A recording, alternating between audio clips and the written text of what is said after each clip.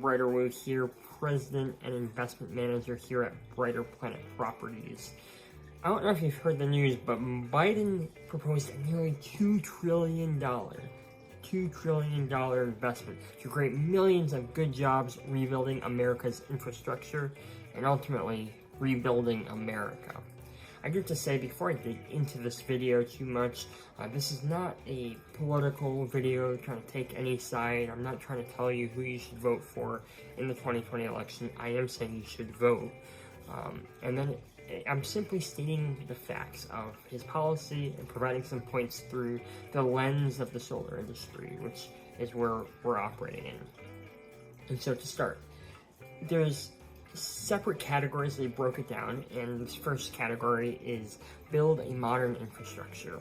A key point I found was transforming the energy sources that power the transportation sector, making it easier for mobility to be powered by electricity and clean fuels. And he also dug into an example where Biden will work with Amtrak and private freight rail companies to further electrify the rail system, reducing diesel fuel emissions. I used to be, pre-COVID, a daily Amtrak rider, and I'm not anymore, but I would love to see the rail electrify and hopefully make the rail operations profitable, which the financials of the rail industry can be really tough. And then also expanding broadband or wireless broadband via a 5G network to every single American.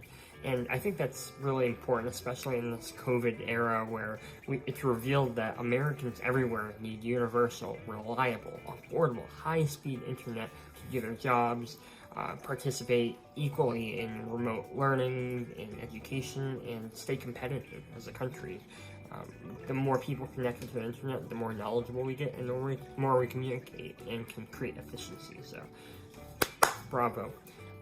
Next up, the next category was position the American auto industry to win in the 21st century. Huge on electric vehicles. One component was make a major federal commitment to purchase clean vehicles for federal, state, tribal, postal, and local fleets, making sure that we retain the critical union jobs involved in running and maintaining these fleets. Really essential. I love how EVs are being incorporated into policy on a federal level. Make major public investments in automobile infrastructure, including 500,000 electric vehicle charging stations to create good jobs and industries supporting vehicle electrification. I can see a lot of public-private sector relationships in the future with the current large EV players, which we all know who they are. I don't need to name them. Tesla. And then America must America must accelerate its own R&D with a focus on developing domestic supply chain for electric vehicles. A specific focus of Biden's historic R&D and procurement commitments will be on battery technology, which I think you'll have a lot of emerging companies, new startups, innovative startups that are getting federal dollars, research dollars currently, and can expand into this sector. And this R&D will be used in electric vehicles and on our grid, demand management, resiliency, and it's a big complement to the solar and wind development that is currently being done and will definitely be done throughout his plan. And that takes me to the next category of create millions of jobs producing clean electric power for American families and businesses. That's what we do. That's what Brighter Planet Properties does. We do that. And part of his plan was that the electricity we generate at our power plants, on our roofs, in our communities reach a bigger market of customers, and at the same time make it easier for us to electrify in buildings, certain industrial processes, and transportation. Electrify. All right. The next step, establish a technology-neutral, what he calls an energy efficiency and clean electricity standard, I think he called WECAS or something like that, for utilities and grid operators. Biden's EECES will cut electricity bills, cut electricity pollution, increase competition in the markets, and incentivize higher utilization of assets. Really important, and then also ultimately achieve a carbon pollution-free energy in electricity generation by 2035. It's not that far away. Very fortunate to be in such an important industry right now. And then part of that, he'll also ensure that the market can access green hydrogen, which is something that we're bullish on. We're actively working on projects in green hydrogen. And his policy is that they're going to ensure that the market can access green hydrogen at the same cost as conventional hydrogen within a decade. 10 years, 20, 30, not a lot of time, but at the same time, we'll see if he can do it. Providing a new clean fuel source for some existing power plants. One component to that is we need to have electrolysis. We need to have the electrolyzers at a cheaper price point. We need to make sure the energy is at a competitive price point compared to gas-sourced hydrogen, blue hydrogen, brown, black, all of the hydrogens. We need to be able to bring the cost down, and that's really at the cost of selling energy at below 4 cents a kilowatt hour. You're able to be cost competitive. But going off on a little bit of a tangent, the next sector, or the next category, is upgrade the building sector, retrofitting buildings, upgrading schools, and building homes across America. Biggest point within that category was spurring the construction of 1.5 million homes and public housing units to address the affordable housing crisis, increase energy efficiency, and reduce the racial wealth gap, which we're shining light on now, but it's been plaguing our society from the beginning, and the racial wealth gap, and the fact that we didn't allow many races to build equity and build home ownership and be able to at least have a roof over their head. And I think that direction, I'd love to learn a little bit more, but I think at least a high-level overview, I'm very supportive of. And then the next category was pursue a historic investment in clean energy innovation. I'm sure that there's a lot of utilization of existing agencies, but he wants to create a new agency called the Advanced Research Projects Agency on Climate, where they'll be working on grid scale storage at 1/10 of the cost of lithium-ion batteries, using renewables to produce carbon-free hydrogen at a lower cost than hydrogen from shale gas, through innovation in technologies like the next generation of electrolyzers, which I mentioned earlier when I first mentioned green hydrogen being a part of his initiative. The next category would be invest in sustainable agriculture and conservation, and where that fits in, or where he's really going with that, is creating more than 250,000 jobs immediately to clean up local economies from the impacts of resource extraction. Something that isn't always thought of front and center, but hugely important. Helping farmers leverage new technologies, techniques, and equipment to increase productivity and profit. I can see a lot of that being with anaerobic digesters, and really looking at cow poop and other types of poop as a resource and as an energy source. So I think there is an avenue that we can go with that. Sorry, Siri's going off.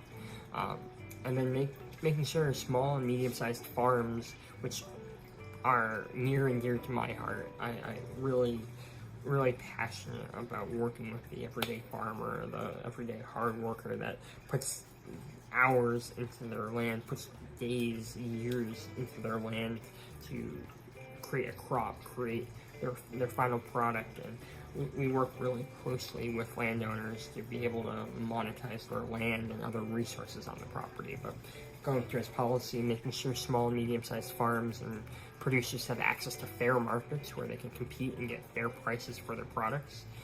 And hopefully there's not, where we can innovate the market where we're not wasting corn, we're not piling up corn to and not put it onto the market so that we can stabilize prices and whatnot. I'm hoping that we can avoid that, because there's a lot of waste that happens because of that. And food waste, I hate food waste. I hate wasting food personally.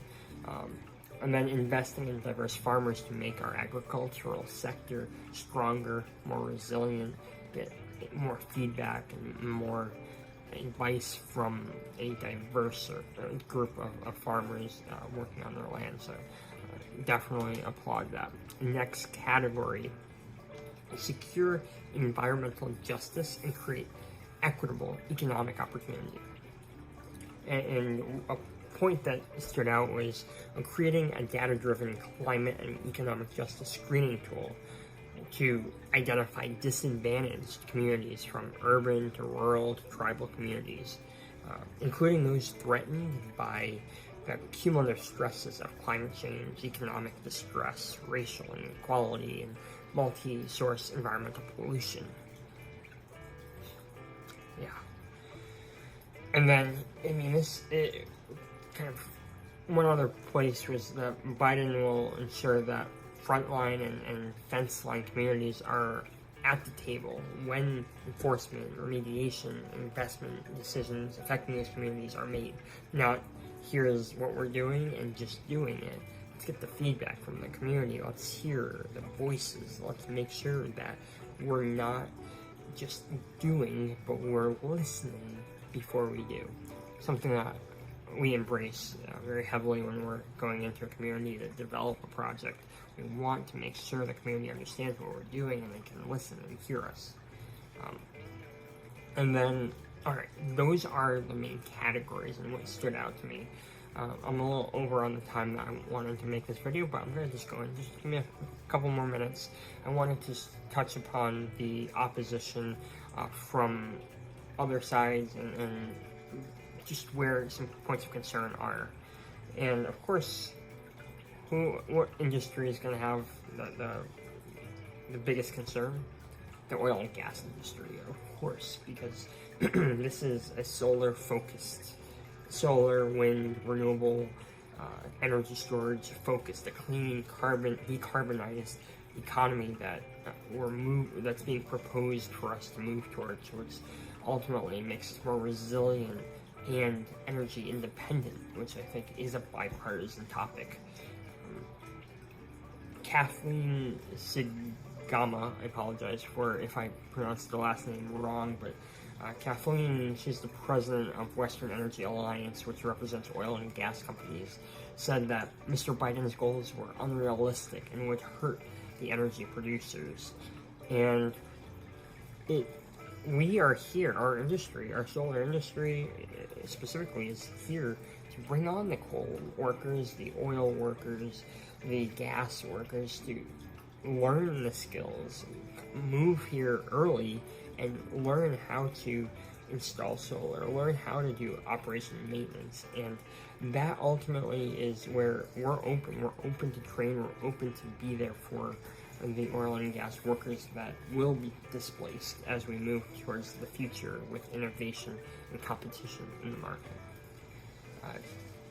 And then there's the ultimate question, which is asked in almost all renewables, or almost all green policies, but it's how are you going to pay for it?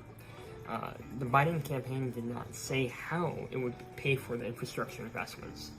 The former vice president supports increasing taxes on corporations and the wealthiest Americans. The New York Times article that we read mentioned a wealth tax up to 28%, up from 21%. Not going to make any judgment and make any comment on that.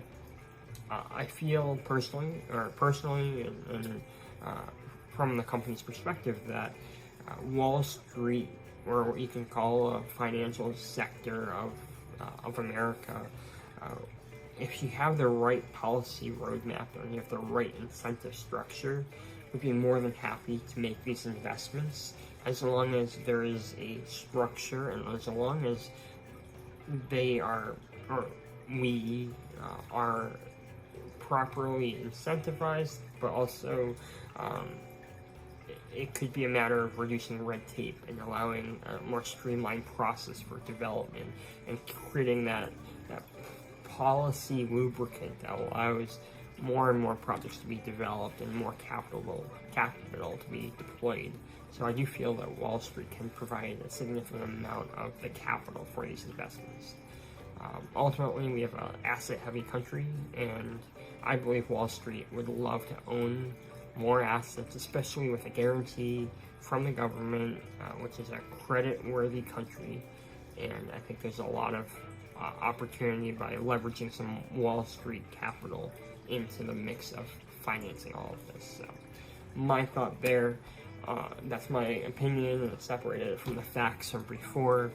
And ultimately, I think the plan can still always use more tweaking, but I feel that it came out of the gate swinging with a concrete plan that would help us come back out of this post-COVID era and be able to ultimately be in the right position to move forward in this economy after COVID and ultimately create a cleaner, more decarbonized energy grid and energy future for our country, which I am excited. If part of this plan comes to fruition, it's great for business and ultimately it's great for America. Have a great day, everyone. Thank you for watching. It went over. I'm sorry, but I hope you stayed and watched. Take care.